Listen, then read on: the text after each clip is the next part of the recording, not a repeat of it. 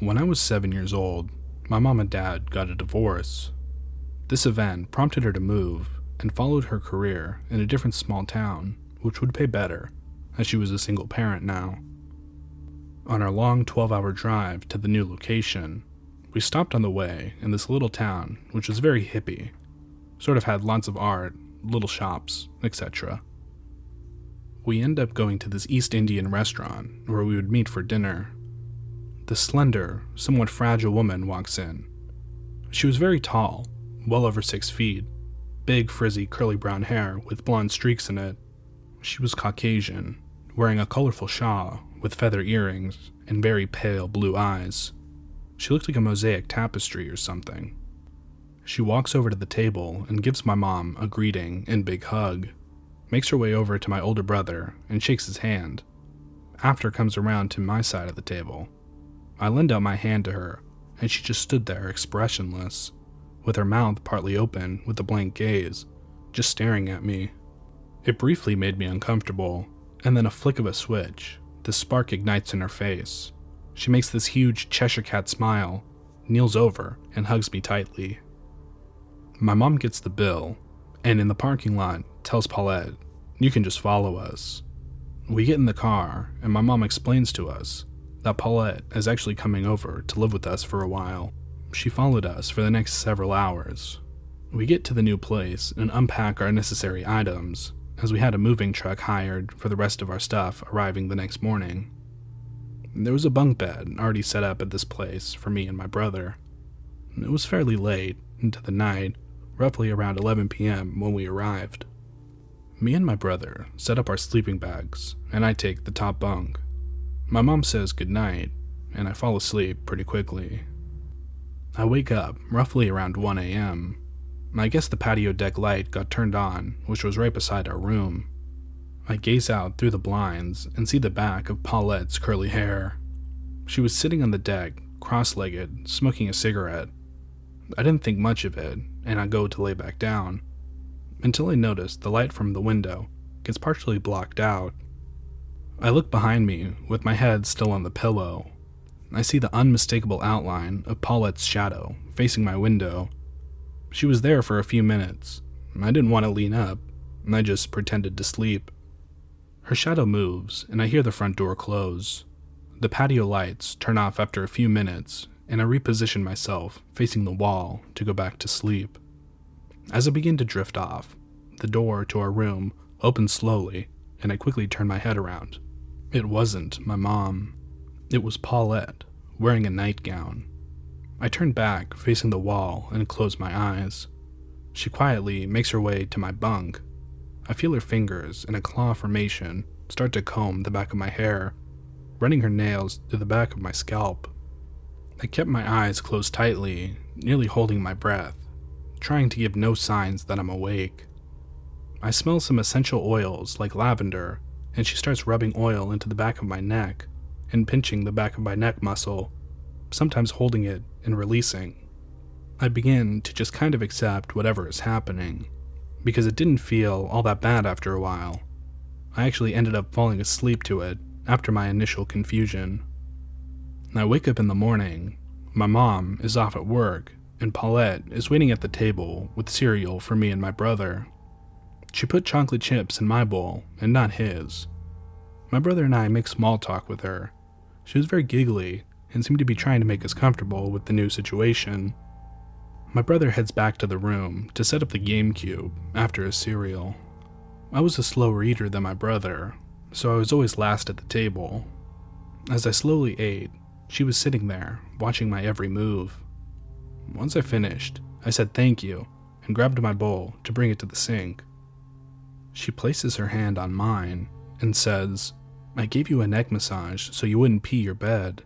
I know lots of young ones pee beds when they sleep in unfamiliar surroundings." I looked up at her and told her that I had never peed my bed before, but thank you. She continued to massage the back of my neck for the next few nights.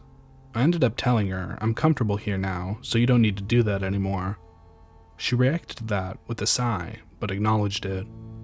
I started elementary school the following week, which meant getting earlier night sleeps around 8 p.m. Her and my mom would stay up much later than me and my brother and drink wine together.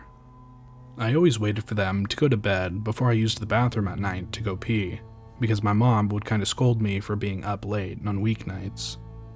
Once things got quiet around 11, I'd sneak out and tippy-toe to go use the bathroom.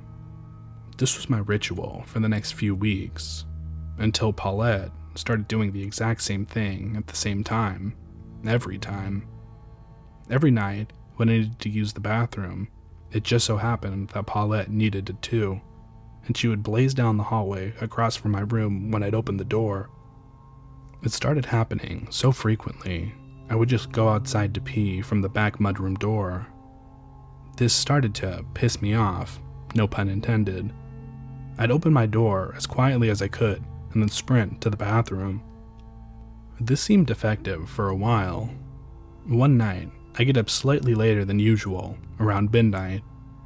I was a little more than careless with the noise because I was half asleep. I open the door, and Paulette's door just slams open instantly.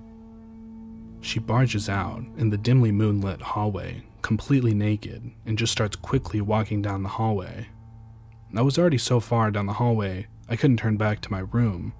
I jumped behind my mom's jade plant and squished my knees to my chest and tucked my head down.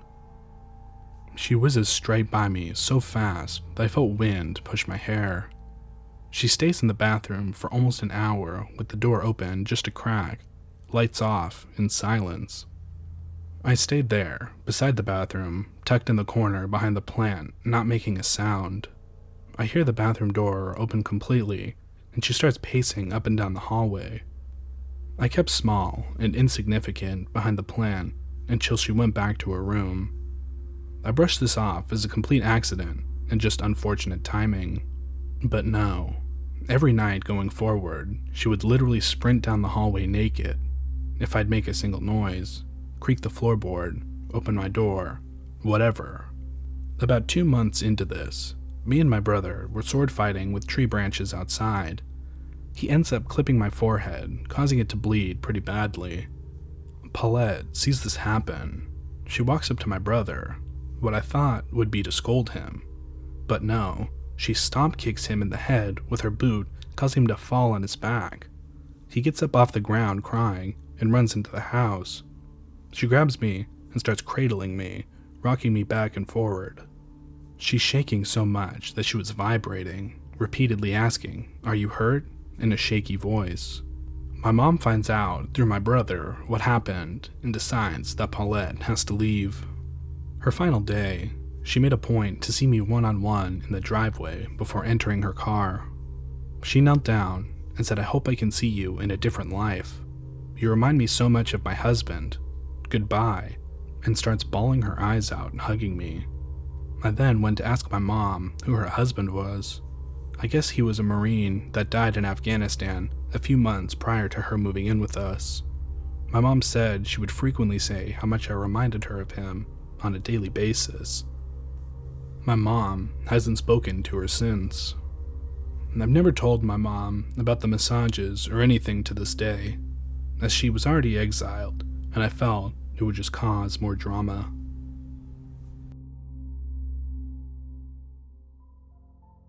Hey everyone, thanks for watching tonight's video. Remember to like and subscribe if you enjoyed it. Do you have a scary story that you want to hear on the channel? You can email me at mrcrip2000@gmail.com. And as always, we'll see you in the next one. Good night.